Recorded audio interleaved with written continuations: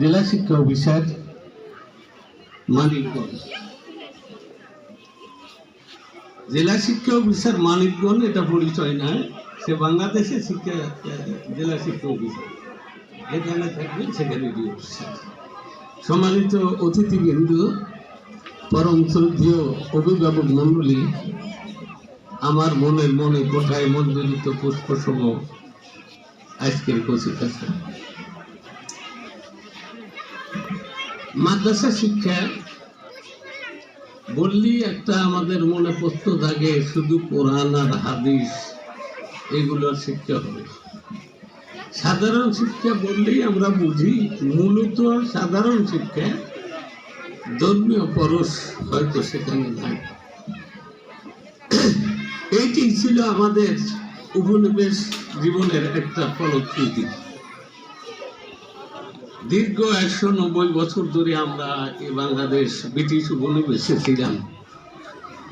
তখন কিন্তু শিক্ষা নিয়ে দুইটা ভাগ ছিল, একটা ভাবে জেনারেল শিক্ষা, ইংরেজি শিক্ষা, যেটা তৎকালীন ওলামায়ে কিরাম প্রথমত এটা মেনে নিতে পারেন নাই, যেটা খ্রিস্টানদের শিক্ষা, এটা শিখলে ছেলেদের চরিত্র নষ্ট হবে, আমাদের পারকালিক জীবনের অশান্তি সৃষ্টি হবে, এই জন্য এই শিক্ষা তারা সহজে মেনে নিতে পারেন নাই।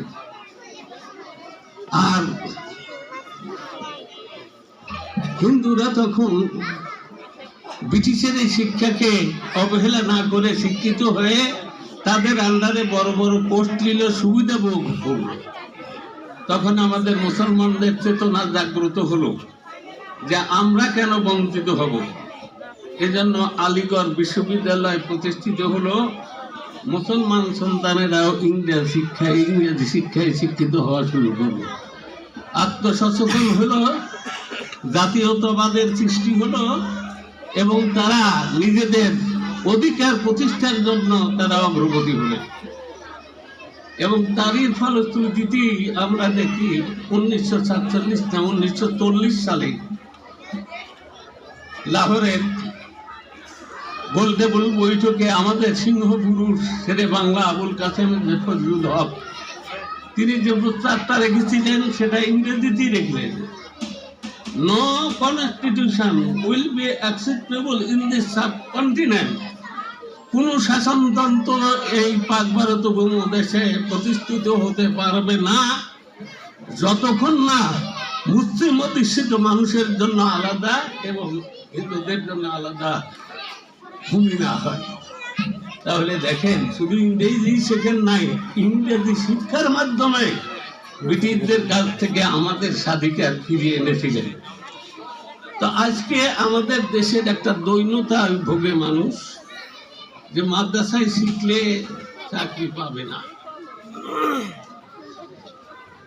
আর জেনারেল শিক্ষায় করলে পারে ধর্ম থাকবে না। এই দোটানা ভাব থেকে মুক্তির জন্যই আজকে মাদ্রাসাগুলি আধুনিককরণ হয়েছে।